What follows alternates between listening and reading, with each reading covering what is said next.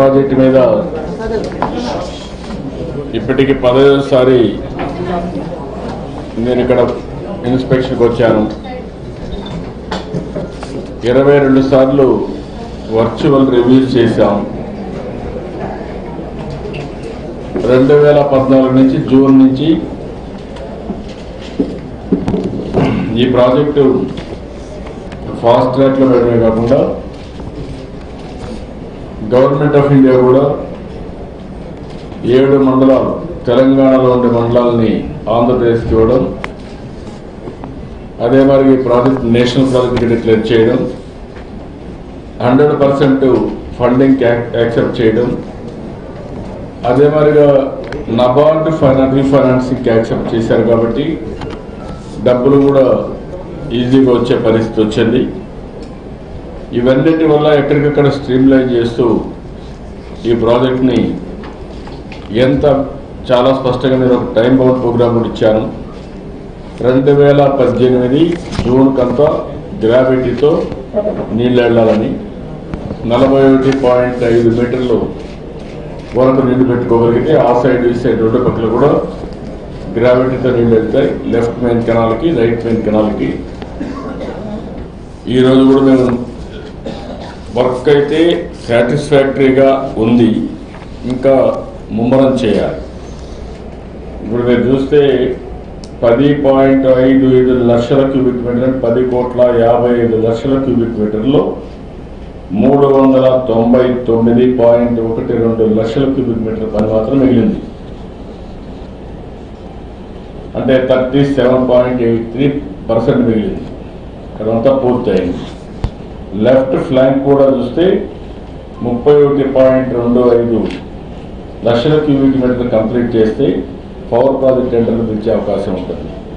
అది అయిపోతే power project tenders వస్తాయి. ఇక్కడవన్నీ కూడా మొత్తం మీరు చూస్తే 3 లక్షల ఈ 31,000 పోతే 3,68,00,000 లక్షల క్యూబిక్ మీటర్లు పని కావాలి, ఎర్త్ వర్క్ మొత్తం అన్నమాట. ఇది కాకుండా మీరు చూస్తే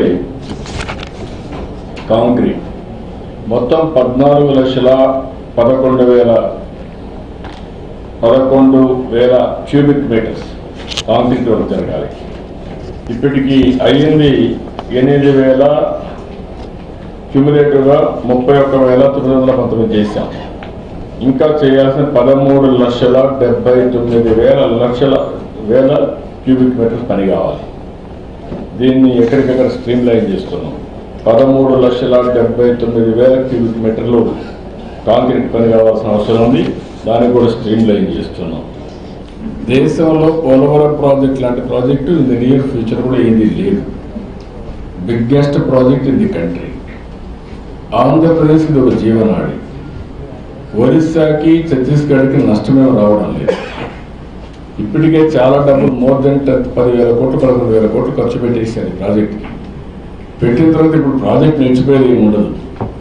అదే సమయంలో వాళ్ళు ఎంత ఎన్విరాన్మెంట్ కానీ ఇవన్నీ వాళ్ళు మాట్లాడుతూ ఉంటే ఇక్కడ రాజకీయ నాయకులు కావాలని అడుగడుగున అడ్డం పడడం, ఇక్కడ ఎక్కడ మట్టి వేయాలంటే మట్టికి అడ్డం పడడం, ఇక్కడ వేయడానికి లేదు, ఇది గ్రీన్ ట్రిబ్యునల్కు, హైకోర్టు, సుప్రీంకోర్టు పోవడం, లేకపోతే ఎందుకు ఇచ్చారు, ఎక్కడ ఏం జరిగింది, ఎట్లా ఇచ్చారు క్వశ్చన్స్ వేయడం, అటు సుప్రీంకోర్టులో కానీ హైకోర్టులో కానీ అడుగడుగున కంప్లైంట్స్ పెట్టడం, ఇక్కడ అన్యాయం జరిగిపోతూ ఉంది, ఇక్కడ కరప్షన్ జరిగిపోయింది, అన్యాయంగా మాట్లాడడం.